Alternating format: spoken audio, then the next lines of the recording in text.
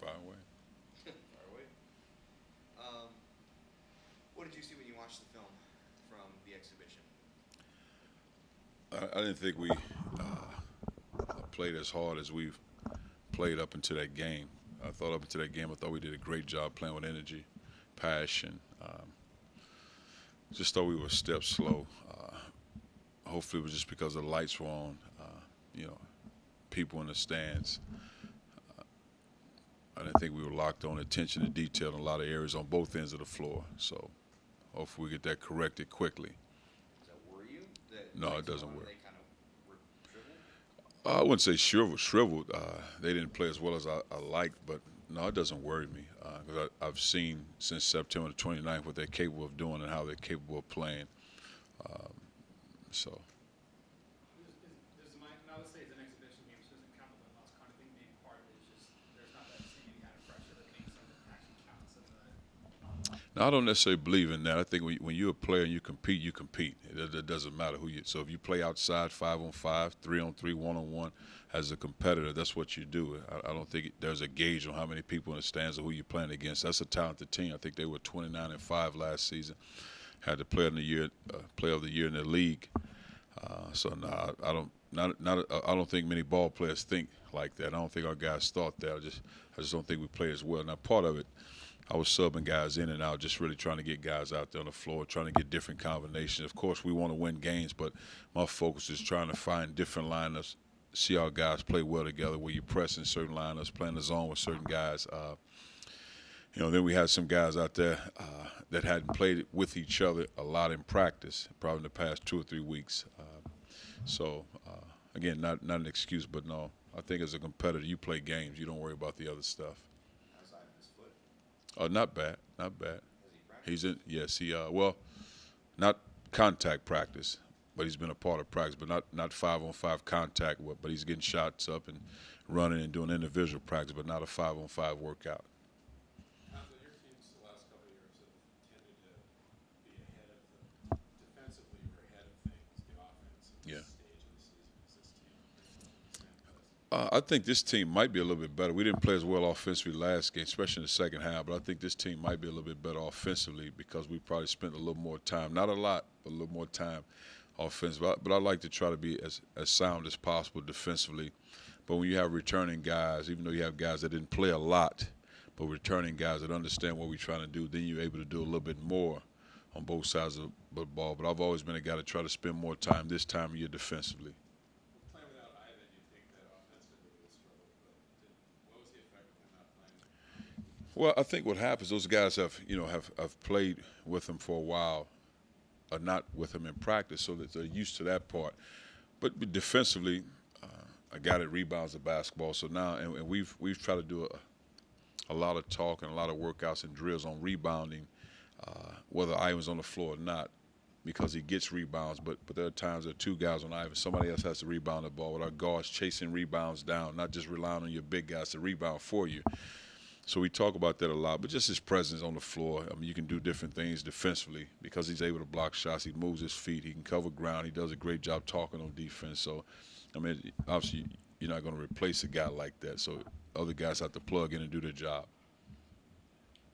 What did you think of how? I mean, it looked like you had three guards for two spots in What Sam, spots are those? in Sam Mullins and Charlie, in that 1 and 2 spot, and you rotated kind of the two pairs, different combinations just for different pairs. And how would you think each of them played with each other? Charlie with Singer, Charlie with Grant, Grant with Singer, etc. Watching on film, see, Charlie and Sam hadn't played a lot together, so that was different. Even in practice, they hadn't played a lot together. So that's probably me more put them together in practice. But Sam and Grant, Grant and Dante, Charlie and Dante. But I hadn't had Sam and Charlie together a lot, so we got to do more of that. But I didn't think they played bad. I just thought overall, outside of maybe the first 7 minutes, the intensity on both sides of the ball wasn't where it needed to be, whether it was them or not. I just think it was as a team, and I think part of that early had something to do with me as far as pulling guys in and out quickly. But I didn't think they played bad. Grant does a great job, whether he's the one or the two. He understands his feel is good. He can play off the ball. He can bring the ball up the court. Now, what if they've done a great job of just kind of flowing into it because Grant's a good ball handler at the 1 and 2, it helps. So now he brings it up. You can flow into your offense if he's a 1 or a 2. You don't have to sit there and stop and hold point guard, run and get the ball. You can flow into it with Grant, Sam, and Charlie. Of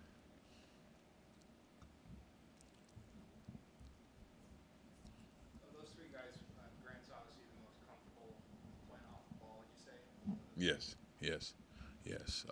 I would say because, again, I was impressed with his ability to catch and shoot, but he's a better guy off the bounce than I thought he would be, and making decisions and making plays better than I thought he was. Anything else? What do you know about this weekend's opponent? The guy said you haven't gone to the scouting report yet, but Well, we watch film as a staff, but we haven't gone over the scouting report with our players. But talented team, they NCAA tournament team. So we obviously scouted them last season, just in case we possibly play them in the NCAA tournament. They returned their big guys, talented interior. They lost some key guys on the perimeter, but they have a very good interior, 3, 4, and 5. They're a team that stretches you out. Now the unknown part is new coaching staff. They lost their perimeter guys. 3 starters on the perimeter, but they bring back, kind of their 3, 4, and 5 guys that played in heavy rotation. So the style of play is the unknown, and kind of what they'll do. So that's the part we don't know. Can you talk about just the state of college basketball? So what does it say about college basketball where you can have a small school like South Dakota State come in and be a real competitive team? Even a program like Cal Baptist, that's a D2 school, being able to compete like that. Just what does it say about the state of it? Well, I think probably what happened, I think one of the things, maybe I can't remember, it was 15, 20 years ago when scholarships, I think it used, maybe 25 years ago, it used to be 15 scholarships down to 13 scholarship athletes. So that means there's 2 other guys that would have liked to have gone to a BCS level school, but go to a mid-major level school, talented players. And you look at the landscape of teams like Butler, VCU, Wichita State. You go across the board, Dayton, very talented teams. And they've had success because of those things. And obviously coaches doing a great job in coaching and teaching their players. But, I've said it before. I shouldn't even say that. Even when I played in school, Tony Bennett, who's the coach at Virginia now, he was at Wisconsin, Green Bay. We were at Purdue. They beat us then. So it's happened before. I just think what happens when you have senior teams, guys that are experienced guys at those levels, whether you're a current team at the BCS level, take them for granted. First 5, 10 minutes, all of a sudden they get their heads up as a ball game. But everybody can play. And then the other part is you see everybody on TV.